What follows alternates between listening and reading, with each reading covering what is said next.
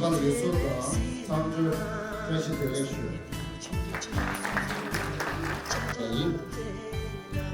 다 먹고 싶어하기 받들이 나랑서 텐데 정보도 그와 정보 들려야 내 공만 천재 좀 붙이게 향하니 아니 무슨 난게 나치시 제일 코네 내 가시 가리 성질 이 제리 제사 수어들에 rin talentela tempa shida serata kadin chewe jawa yishin do choda daga nang shin ge zhe zai lama shange koma zhe doji chong chen chu shange koma chenzi he ni ba chen chu shange koma chenzi he so ba chen chu daga nang shin ge buzo porong gen kendo na ba da ane rime ge tenzi shiwa kana su yo ba tang che 고홍 산시 고세 레라 자완세 타이비 모 유비 아니 니네 자시 멜람다 참말로야 아니 드리게 제리티가 타마데 티시야이 제신 자위 롱동 템발라 제지 니다 자위 공만초 쓴데 셴비 가진 지ren다 두인 타당 저비 자시쇼 The 43rd Sakya Trizin Gyana Vajra Rinpoche and his entourage on this auspicious day. I bow to you, Rinpoche, and all the Sakya lineage masters through whose kindness the Dharma exists today. Through your kindness and compassion, you, Rinpoche, embody the wisdom that in every way serves sentient beings and always endows them with happiness.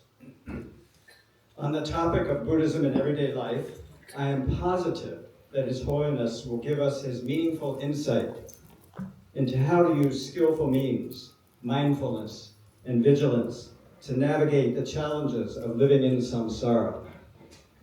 Unfortunately for us and all other sentient beings, the three poisons, desire, anger, and misknowing ultimate reality, often contaminate our mind streams as we go about our daily lives.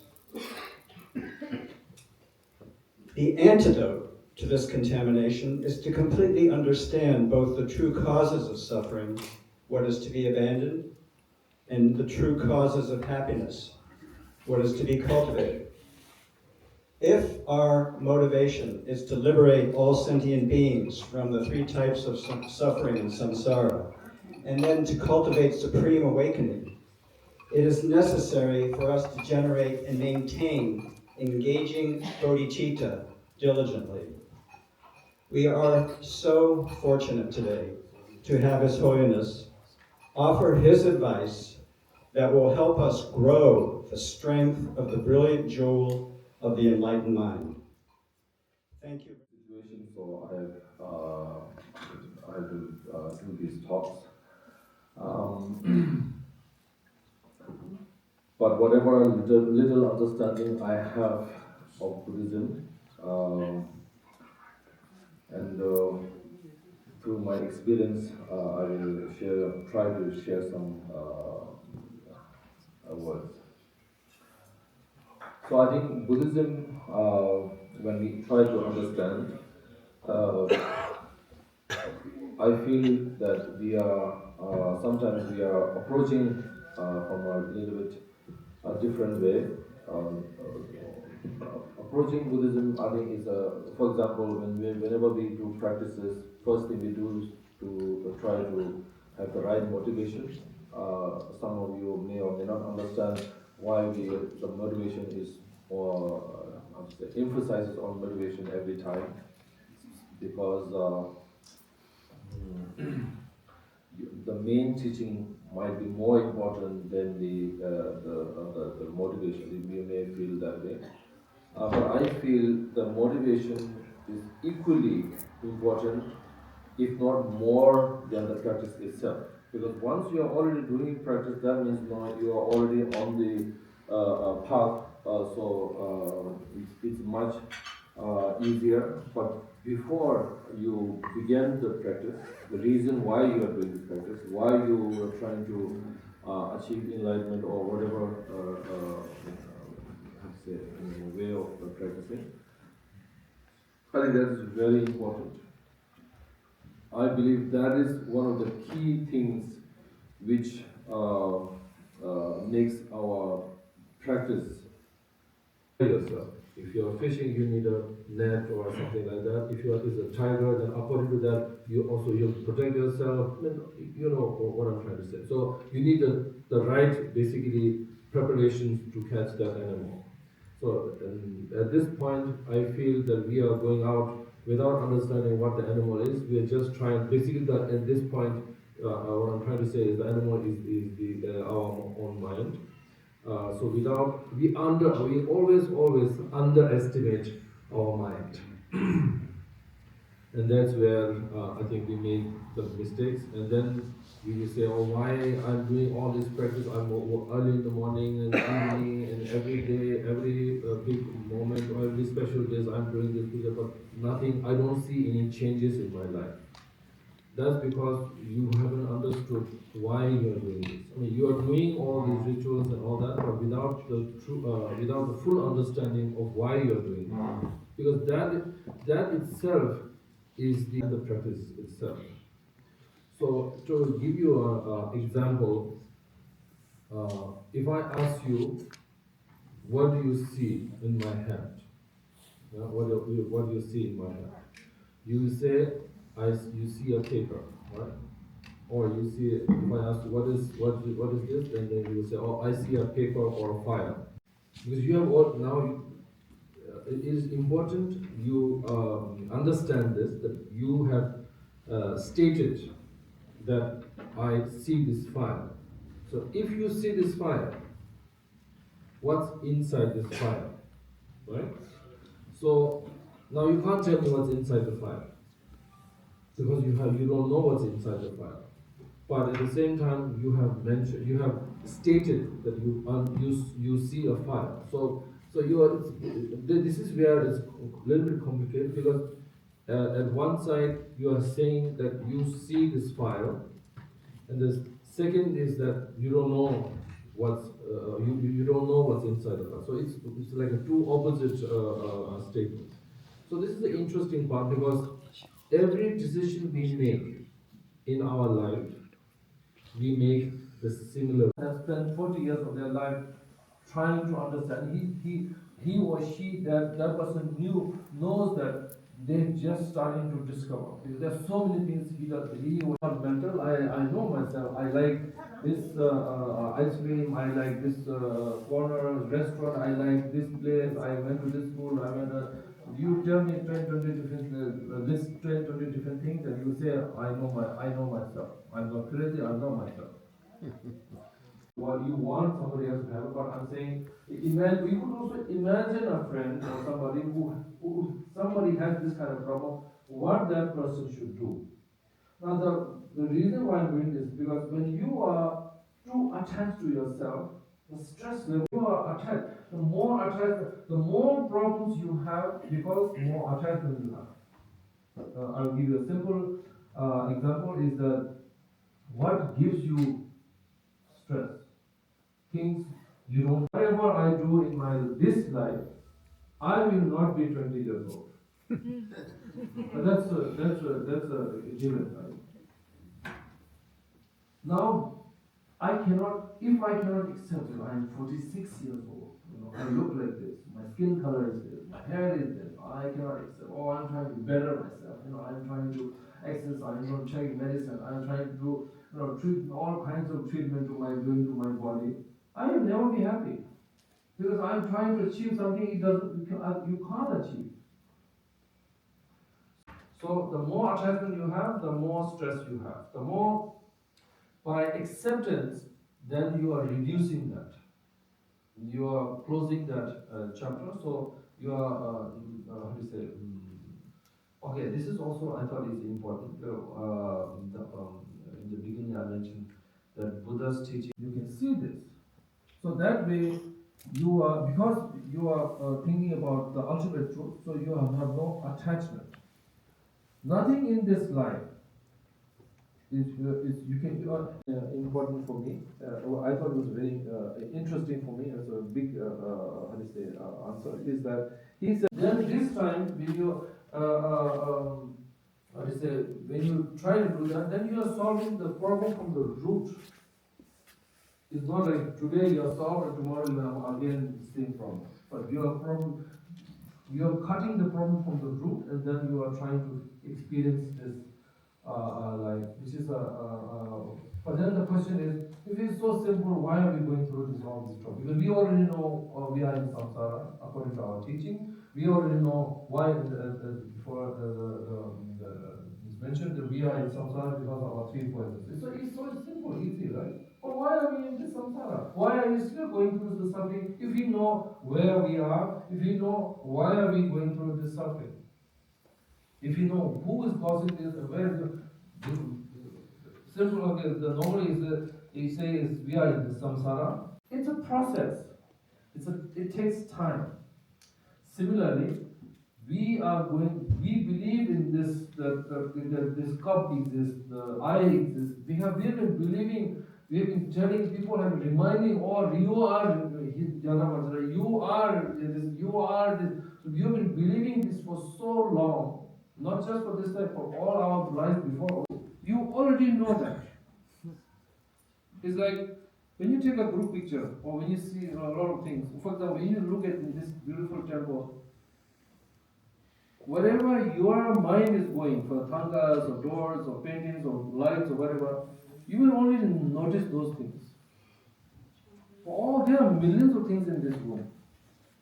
Not everything you will register in your mind. So just like that, how do you say?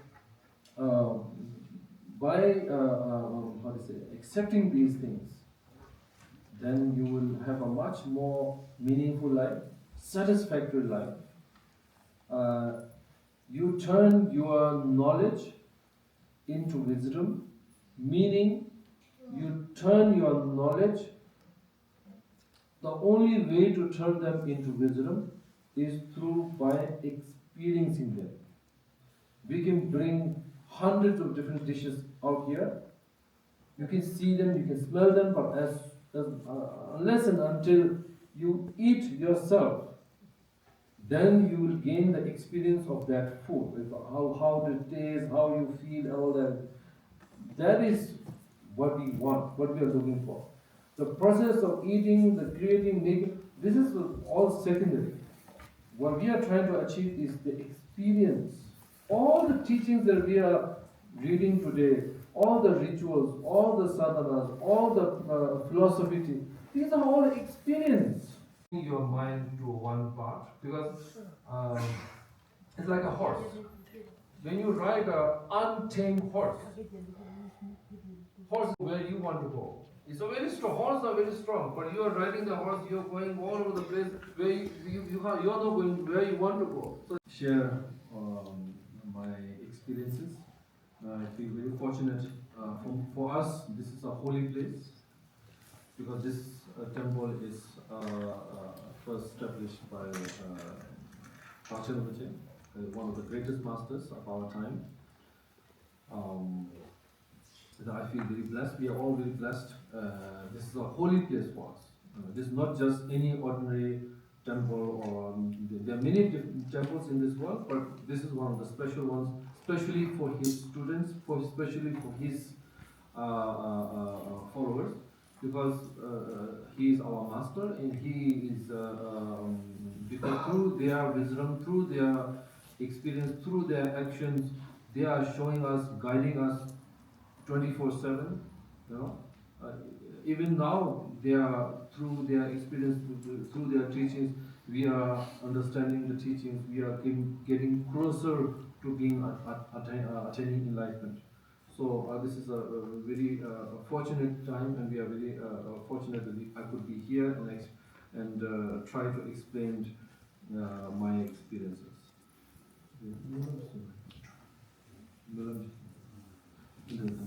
For their sake, we would like to do a Samantha Bhadra prayer. Thank you.